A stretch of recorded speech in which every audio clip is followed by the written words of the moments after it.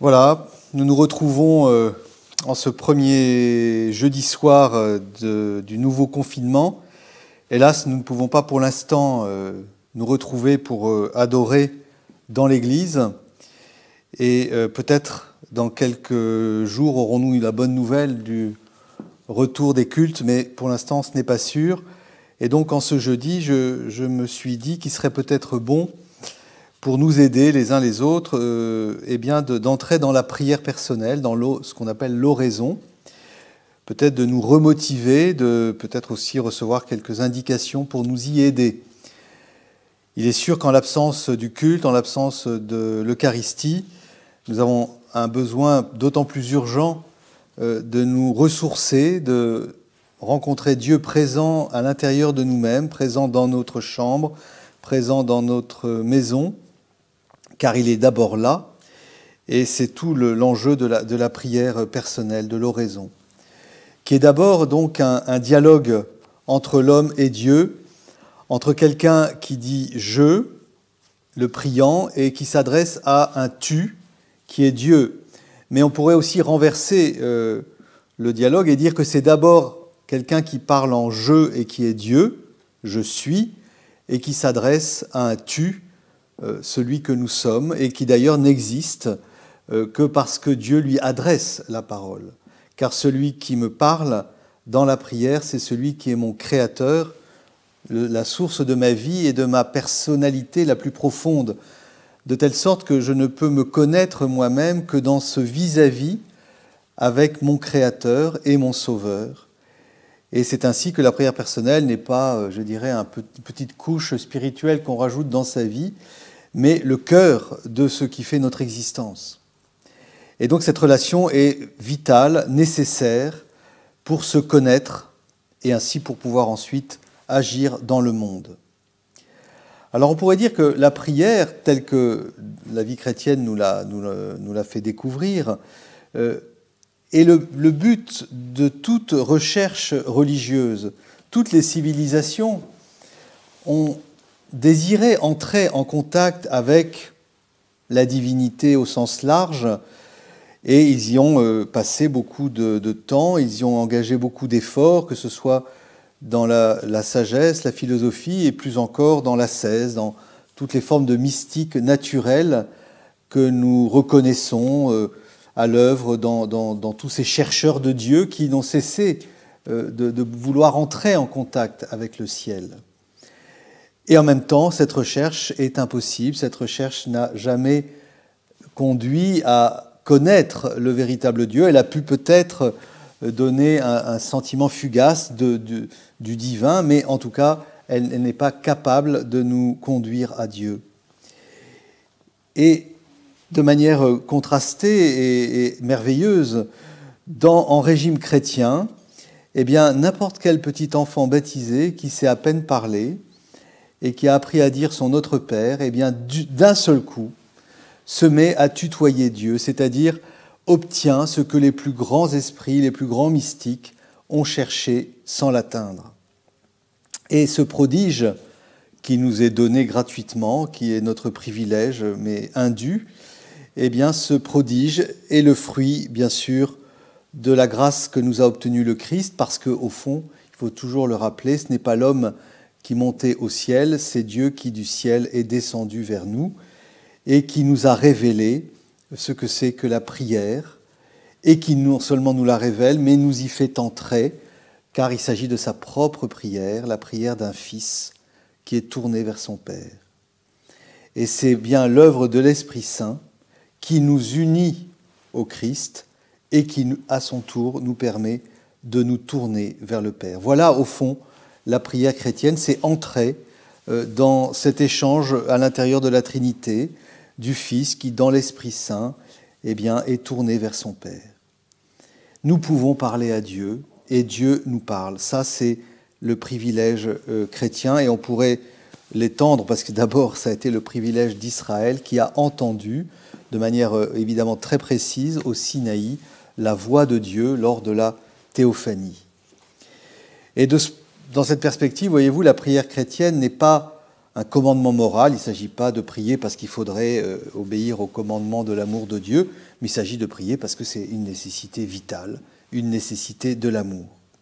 Et c'est donc le cœur de notre vie chrétienne. Ce doit le devenir, le redevenir toujours. Et ce cœur à cœur entre chaque créature et son Dieu, eh bien, ne s'apprend pas, au fond. Saint Paul nous dit « prier sans cesse ». Sainte Thérèse a une belle formule qui nous dit, et qui d'ailleurs doit nous décomplexer, si jamais nous avons des complexes, pour moi, la prière, c'est un élan du cœur, c'est un simple regard jeté vers le ciel, c'est un cri de reconnaissance et d'amour au sein de l'épreuve comme au sein de la joie. Enfin, c'est quelque chose de grand, de surnaturel qui me dilate l'âme et m'unit à Jésus. Voilà, grande simplicité, mais c'est un élan. S'il n'y a pas d'élan, c'est sûr qu'il ne se passera pas grand-chose. Et au fond, ça a l'air simple et ça l'est, mais en même temps, nous en faisons l'expérience, eh bien, ça ne va pas de soi. Cette simplicité, eh bien, elle est difficile à trouver. C'est qu'en effet, il y a des obstacles, et c'est mon deuxième point de ce soir, qui vise à vraiment faire une introduction. Si le confinement se prolonge, nous poursuivrons sur 4 soirées, donc cet enseignement sur l'oraison. Les obstacles, eh bien, c'est que nous sommes incarnés, que nous avons un corps, que nous vivons dans le temps, et que tout cela est pesant, et que le corps nous appesantit, semble-t-il. Et en même temps, cette existence incarnée, elle est aussi une chance, parce que bien sûr, nous l'entendons souvent, nous le disons nous-mêmes, « Ah, mais je suis trop distrait, moi je ne peux pas prier, je pense toujours à plein de choses ». Et bien justement, le fait que nous ayons un corps et que nous soyons inscrits dans le temps nous permet de revenir au présent, de revenir à nous-mêmes. Si nous étions un pur esprit, nous serions perdus, mais finalement c'est une chance d'avoir ce corps et d'être dans le temps. Et c'est pour cela que la tradition chrétienne a toujours proposé la nécessité d'avoir des moments dédiés à la prière, des moments et des lieux dédiés à la prière, car, encore une fois, c'est lié à l'incarnation. Et il faut bien nous souvenir que le premier qui le vit de manière absolument étonnante, c'est Jésus lui-même. Jésus, quand on lit le début de l'évangile de Marc, on voit que sa prière, elle commence très tôt, alors qu'il fait encore nuit, par un temps de prière silencieuse. Il s'éloigne, il va loin du village, dans un lieu désert, et c'est là que les disciples le retrouvent en train de prier en silence. Et ce qu'il faut bien mesurer, c'est que à l'époque, c'était très étonnant. On ne voyait jamais quelqu'un faire oraison, prier en silence, parce que la seule prière, je dirais, possible, c'était une prière collective ou familiale, que ce soit à la synagogue ou dans la famille, et selon, je dirais, les paroles livrées par la tradition d'Israël, en particulier les psaumes. Les psaumes étaient, et sont toujours, et ils le sont d'ailleurs aussi pour nous, le livre de prière qu'on chantait à la synagogue ou dans les familles. Et donc, de voir Jésus prier silencieusement était quelque chose d'absolument bouleversant pour les disciples, d'où d'ailleurs leur question « Seigneur, apprends-nous à prier ». Voilà, donc à l'exemple de Jésus, qui lui-même ne s'y est pas dérobé, parce qu'il a vécu ça dans son humanité, eh bien nous voyons que nous sommes invités à entrer aussi dans cette nécessité de prendre un moment. Le deuxième obstacle, c'est que nous sommes pécheurs, je ne vous apprends rien, et que parce que nous sommes pécheurs, nous avons du mal à entrer dans la présence de Dieu.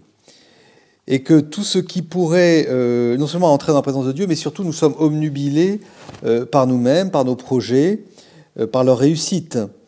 Et donc prier semble, pour l'homme pécheur, une perte de temps, totalement inefficace, parce qu'évidemment nous sommes dans un régime où il n'y a pas de gratuité.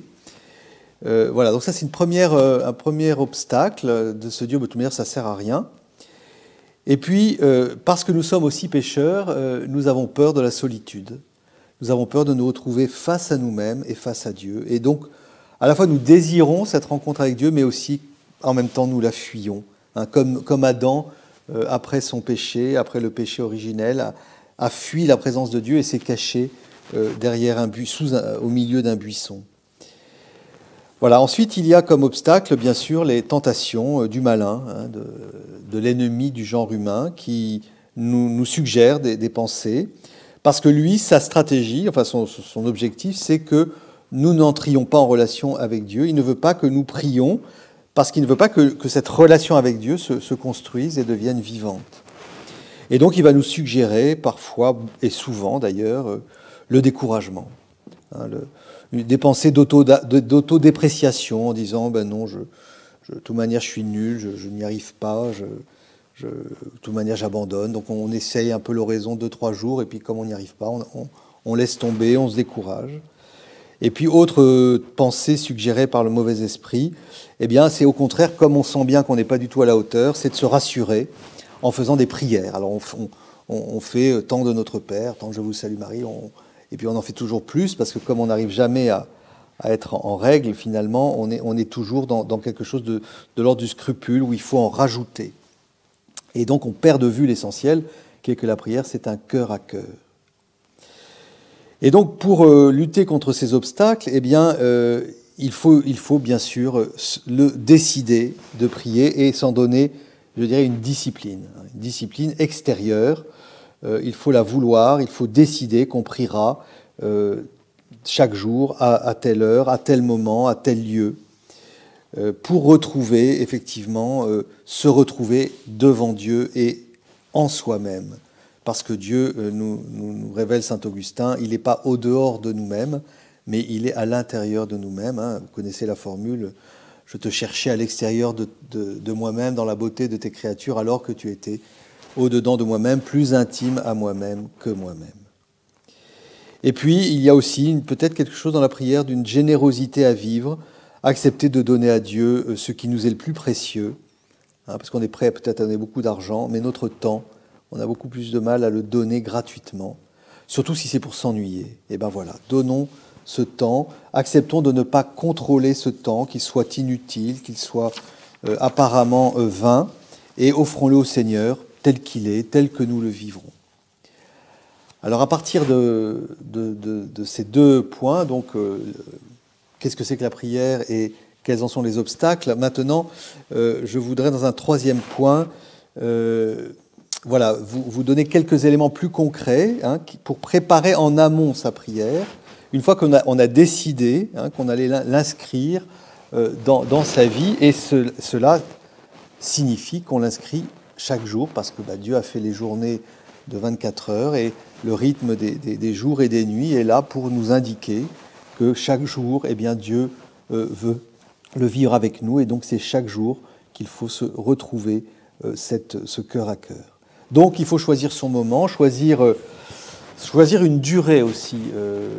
Bien souvent, on choisit des durées beaucoup trop longues, on part plein de fougue, hein, et puis au bout de quelques jours, on voit qu'on n'y arrive pas et on abandonne. Il faut choisir une durée qui soit compatible avec sa vie. Hein. La plupart d'entre nous ne sommes ni des moines ni des religieuses, et on ne va pas donc prier 1 heure en silence dans une basilique, mais voilà, on travaille, on a des activités, donc il faut trouver pour chacun, en fonction de son rythme de vie, le moment, est-ce que c'est le matin, est-ce que c'est le soir, mais un moment où on est sûr qu'on ne sera évidemment pas dérangé, et une durée faisable, quitte ensuite, au fil du temps, à l'augmenter. Et il est bon, évidemment, de ne pas faire non plus trop limité, donc moi je suggère pour ceux qui veulent se lancer dans l'oraison, peut-être de commencer à 10 minutes ou un quart d'heure, ce qui est tout à fait déjà bien, enfin bien, c'est ni bien ni mal, mais c'est une bonne base. Trop court, moins ça serait trop court, on n'aurait absolument même pas le temps d'entrer dans l'oraison. Mais voilà, partir sur cette base, et puis le tenir chaque jour, malgré le découragement. Hein. Et puis si un jour on n'a pas pu, eh ben on le refait le jour d'après, c'est pas grave, hein, c'est pas un péché. On n'est pas obligé. L'oraison, c'est quelque chose qu'on s'est donné à nous-mêmes. Hein, il n'y a pas de péché à l'oublier ou à ne pas pouvoir la faire. Donc on recommence. Et puis voilà. Et puis petit à petit, chaque jour, on exerce comme ça sa fidélité. Et on se tient à la durée qu'on a choisie, c'est-à-dire voilà, exactement. Ni on raccourcit pas, même si on regarde sa montre. Si on a dit 15 minutes, on tient les 15 minutes. Et on ne fait pas non plus. Hein, même si on est pris en extase, eh ben on fait ces 15 minutes et pas plus. Voilà, il y a une sorte de fidélité comme ça à la discipline qu'on s'est donnée pour offrir ce temps à Dieu. Et puis, j'y viendrai assez vite, ça sera surtout l'objet de la troisième la deuxième et la troisième soirée, on choisit la matière. Alors la matière, ça veut dire quoi? On choisit quelque chose qui va nous nourrir. Parce que je disais c'est un dialogue, mais dans ce dialogue, c'est principalement Dieu qui parle. Donc on va commencer par se mettre à l'écoute. Et on va donc, à l'avance, on va se décider qu'on va s'aider de l'évangile du jour, par exemple, ou d'un psaume. Voilà. Mais il faut que ceci ait été au préalable décidé. Le plus simple, pour ne pas se compliquer la vie, c'est de prendre les lectures quotidiennes. Et puis j'ajouterais, c'est ce que saint Ignace recommande à ceux qui font des retraites, hein, c'est d'entrer dans ce temps avec générosité, quoi qu'il arrive, parce que c'est à la mesure dont nous offrons ce temps que nous recevrons. Et avec cette idée aussi très, très centrale, hein, et même primordiale, que au fond Dieu veut me combler. Hein, et qu'avant même que je vienne le rencontrer, c'est lui déjà là qui m'attend. Donc je n'ai même pas à le trouver parce qu'il est déjà là. Et il veut me combler dans la mesure du possible.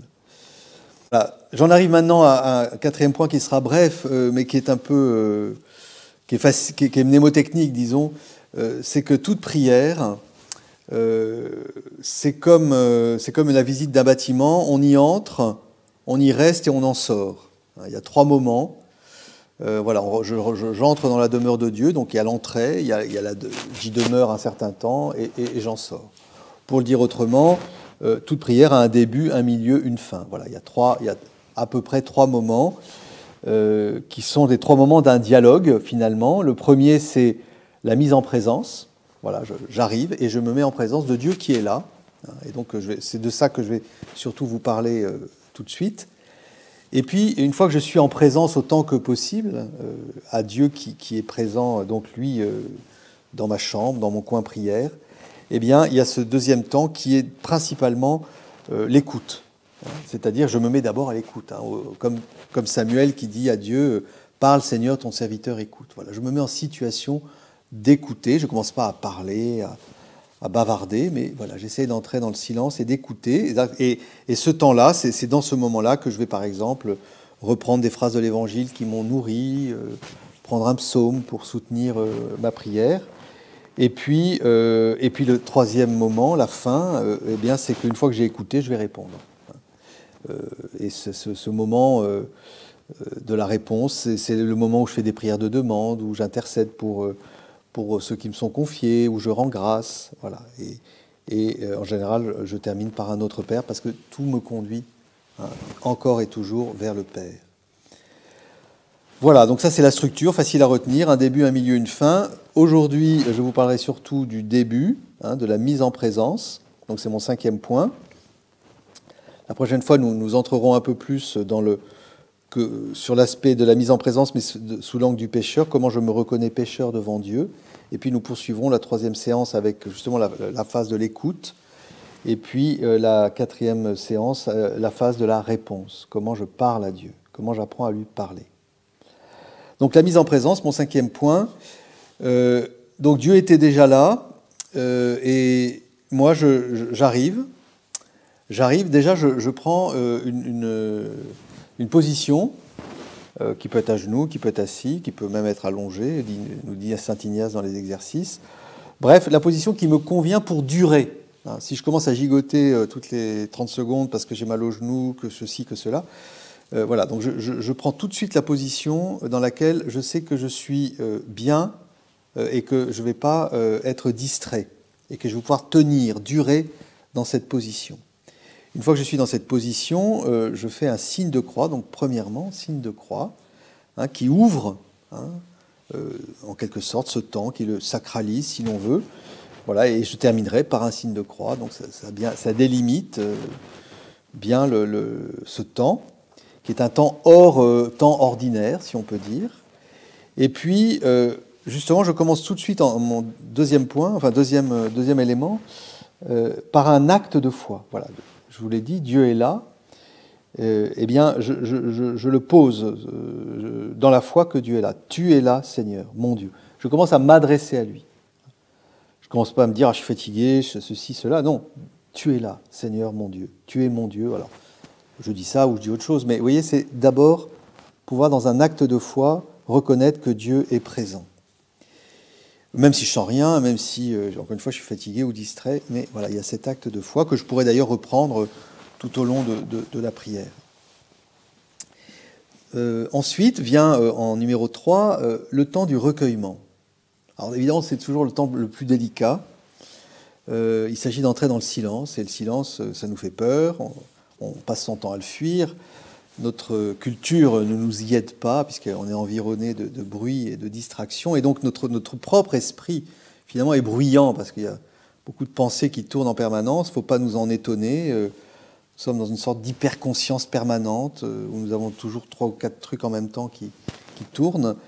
Et donc, il est bien sûr difficile pour l'homme d'aujourd'hui d'entrer dans le silence, mais d'autant plus urgent. Comment allons-nous entrer dans le silence? Il ne s'agit pas de faire fuir les bruits extérieurs, qui malheureusement seront toujours un peu là. Il s'agit peut-être d'abord d'écouter ces bruits, de les accueillir, de ne pas chercher à les rejeter. Voilà, il y a un marteau-piqueur dans la rue, il y a des bagnoles qui passent. C'est pas grave, on accueille ça, au lieu de lutter contre vainement. Et en fait, si on les écoute, eh bien on va écouter aussi que ces bruits, ils ne résonnent que parce qu'au fond de tout ça, il y a un silence. Il n'y a pas de bruit sans un silence qui les porte en quelque sorte. Et ce silence, alors si on a la chance d'avoir un vrai silence, c'est encore plus beau, hein. Ce silence, c'est la plénitude de Dieu. Ce silence, c'est pas le vide, c'est le plein.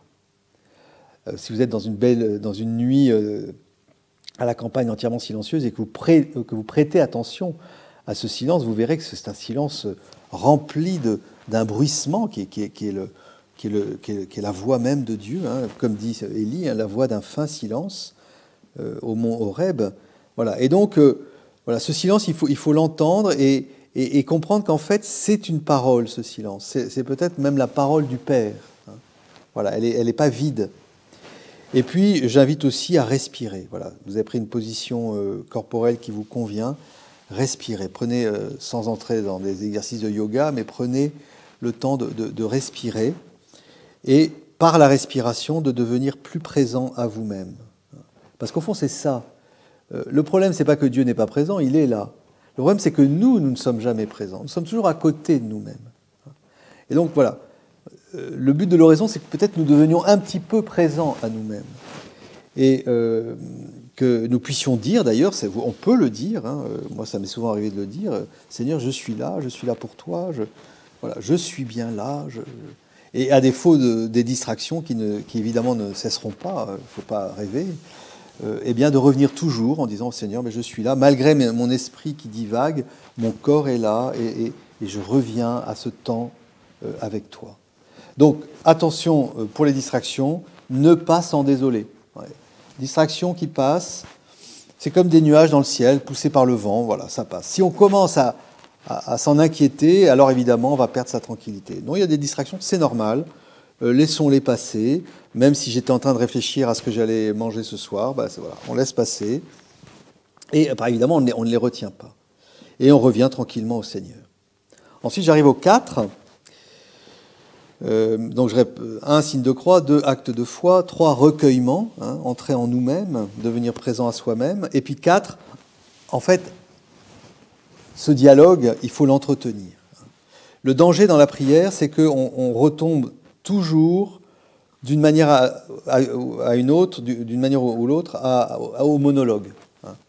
Et on va commencer à se dire, ah non mais je suis nul, et puis j'ai pas pensé à ça, et puis ceci, et puis il fallait que je fasse ça, et puis... Voilà.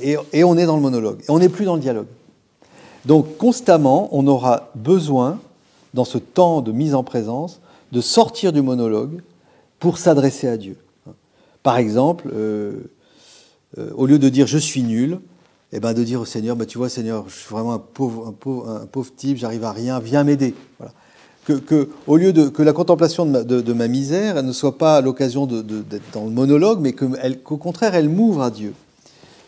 J'avais amené, mais je ne sais pas si je vais la retrouver, cette prière de Marie-Noël, que vous connaissez peut-être, qui commence comme ça, voilà, en disant à Dieu ce qu'on est en train de vivre, même si c'est pas très spirituel. Hein. Mais voilà la prière de Marie-Noël. Mon Dieu, je ne vous aime pas, je ne le désire même pas, je m'ennuie avec vous, peut-être même que je ne crois pas en vous. Voilà. mais regardez-moi en passant, abritez-vous un moment dans mon âme. Vous voyez? Donc, Madeleine Delbrel, au lieu de se dire « Oh là là, mais j'aime pas Dieu, vraiment je suis pas une bonne chrétienne », elle dit à Dieu « Mais je ne vous aime pas ». Elle lui dit, donc elle reste dans le dialogue. Voilà, elle ne perd pas le dialogue, parce qu'elle sait que Dieu est bien plus grand que le sentiment qu'elle a. Et donc voilà, toujours revenir au dialogue, et dans ce dialogue, toujours être en vérité. Et si on se sent pauvre, si on a des soucis, on les remet au Seigneur. Peut-être qu'on a un vrai souci qui nous taraude. Eh bien, remettons-le au Seigneur, et que ce soit l'occasion d'un acte de confiance. Et puis, dernier petit point de cette mise en présence, demander la grâce dont j'ai besoin pour cette prière. Et une grâce très concrète. Ça peut être, Seigneur, donne-moi d'entrer dans plus de silence, ouvre mon intelligence à ta parole, donne-moi de mieux t'aimer, donne-moi de mieux te connaître. Voilà. Qu'est-ce que je veux vraiment? Je suis devant Dieu, j'ai un désir, je lui dis ce désir. Et qu'est-ce que je veux, qu'est-ce que j'attends de lui? Il faut lui dire. Parce que sinon, il ne pourra pas nous exaucer si on ne lui demande rien. Et ça peut être d'ailleurs, et ça peut être une bonne manière de le faire, prier l'Esprit Saint. Voilà, demander à l'Esprit Saint de venir, mais peut-être pour ne pas prier l'Esprit Saint en général, mais demander un don plus précis de l'Esprit Saint. Voilà, essayer d'être précis dans ses demandes. Voilà, et cette mise en présence dont je vous ai parlé, j'ai égrené cinq petits moments, mais bon, voilà, tout ça évidemment pas à suivre, c'est pas une méthode infaillible, c'est juste des points qui vous permettent d'entrer dans cette présence de Dieu. Et au fond, une oraison, elle peut être que simplement la mise en présence. Voilà. Même sans aller jusqu'à la suite que nous verrons plus tard. Voilà, alors j'en terminerai enfin avec des recommandations. Donc, quand vous avez fini votre prière, ne jamais juger sa prière. Voilà. Ne vous dites pas, ma prière a été nulle aujourd'hui. Vous n'en savez rien. C'est Dieu qui juge le fond des cœurs. Et c'est souvent la prière qui a été peut-être la plus aride, mais vous avez été fidèle, qui a le plus de prix aux yeux de Dieu.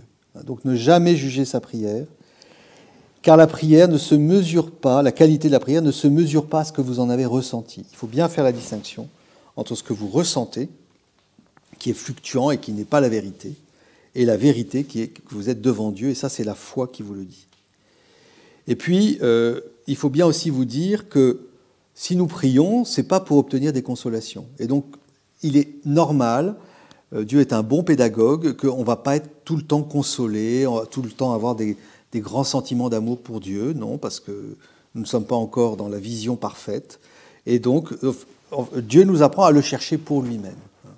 Et donc, il y a ces moments où c'est dans l'aridité que nous le trouverons, et c'est ça qui aura du prix. Et puis, encore un dernier conseil, quand vous serez dans la sécheresse et la désolation, dans l'aridité, et que vous voulez y demeurer, dites-vous toujours que Dieu vous donne la grâce suffisante pour continuer à prier. Il faut toujours revenir à cet acte de foi, même quand vous êtes en pleine tempête intérieure, vous demeurez parce que Dieu vous donne sa grâce. Et si jamais il y a une pensée qui vous traverse que Dieu vous a abandonné, qui vous a délaissé, eh bien ça c'est une pensée qui vient du mauvais esprit que vous devez tout de suite rejeter.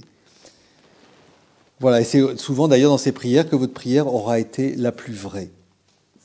Alors pour vous donner un petit exercice, si vous le faites cette semaine par exemple, eh bien n'hésitez pas peut-être pour travailler un peu ce premier moment de la mise en présence, de vous aider avec un psaume.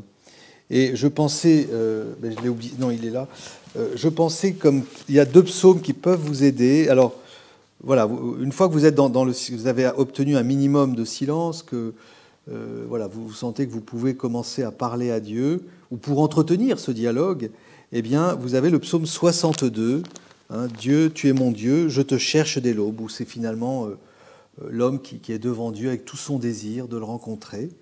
Eh bien, prenez ce psaume et ne le récitez pas vite, prenez un verset et dites-le pour que cette parole devienne la vôtre en quelque sorte, pour que vous entriez dans cette parole du psaume. Et ces paroles, devenant les vôtres, vont vous permettre de vous adresser à Dieu, peut-être d'une manière auquel vous n'avez encore pas songé. Donc il y a le psaume 62, il y a aussi le psaume 41, qui sont des psaumes que vous pouvez prendre pour soutenir ce moment de la mise en présence. Il y a d'autres psaumes, hein, je vous en donne deux, un petit peu, les deux peut-être les plus caractéristiques. Voilà, si vous prenez le 62, « Je te cherche dès l'aube, après toi languit ma chair, terre aride, altérée sans eau ». Et puis le 41, comme un cerf altéré cherche l'eau vive, ainsi mon âme te cherche, toi mon Dieu. Voilà, vous avez deux psaumes magnifiques qui vous enseigneront les paroles, qui mettront sur votre bouche les paroles par lesquelles vous allez pouvoir entrer dans ce grand dialogue avec Dieu. Voilà, donc je vous encourage et j'espère que vous aurez beaucoup de fruits dans l'oraison et que vous pourrez, durant la semaine qui vient, si vous ne l'aviez pas encore mis dans votre vie, eh bien, commencer à l'installer paisiblement et nous nous reverrons jeudi prochain si le culte n'est toujours pas rétabli. Voilà, bonne prière.